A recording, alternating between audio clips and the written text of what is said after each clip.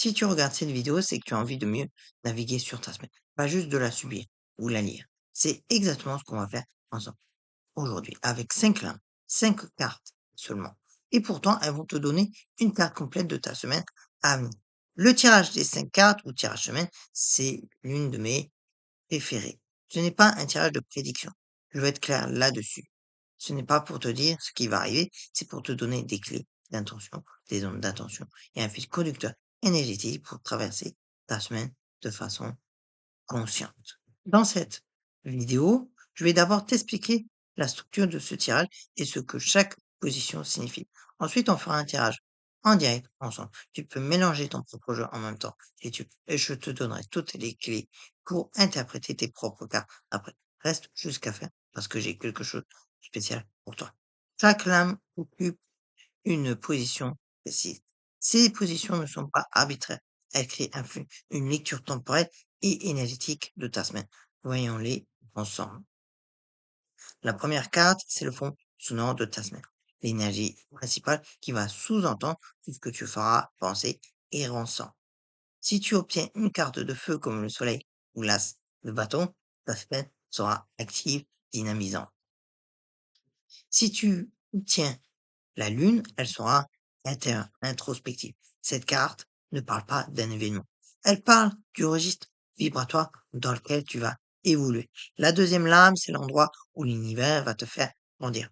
Pas forcément quelque chose de difficile, mais plutôt une invitation. Si tu obtiens le 5 de coupe, alors ce n'est pas une catastrophe. C'est un rappel à ne pas rester fixé sur ce qui manque, mais à te retourner vers ce qui est là.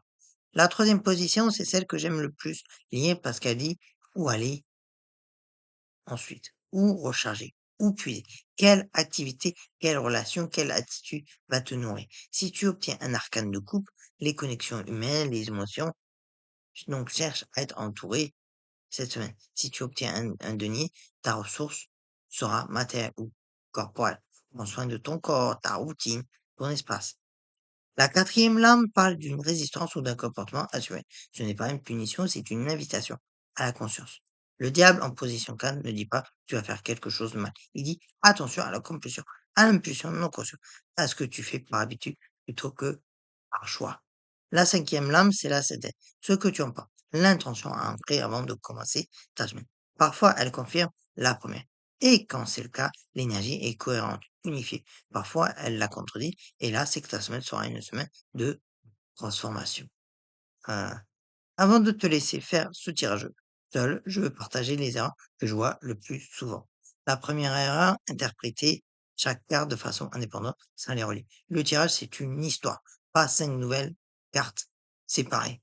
Deuxième erreur, paniquer face à une carte difficile. Le 10 d'épée en position 4 ne prédit pas une catastrophe. Il dit cette semaine, évite de te complaire dans le drame, dans les récits de victimisation. C'est une invitation, pas une malédiction. Troisième erreur, oublier de noter ton tirage.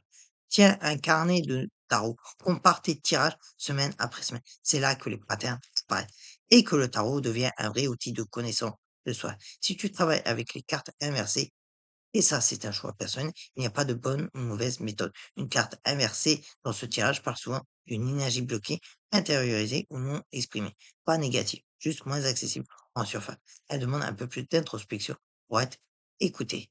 Voilà, 5 lames, une semaine. Tu as maintenant tous les outils pour faire ce tirage chaque lundi matin. Idéalement, avant de regarder ton téléphone dans un moment clair avec une intention claire. 5 minutes suffisent. Le tarot n'est pas là pour prédire ta vie. Il est là pour te rappeler que tu es en chaque instant un être lucide, capable de choisir comment traverser ce qui vient. Si cette vidéo t'a apporté quelque chose, laisse-moi un pouce bleu, ça m'aide vraiment à faire grandir la chaîne. Et abonne-toi si ce n'est pas encore fait. Et partage cette vidéo avec quelqu'un qui commence le tarot. Et dis-moi en commentaire quelle carte tu as tiré en position 1. L'énergie domine. Je lis absolument tous vos commentaires.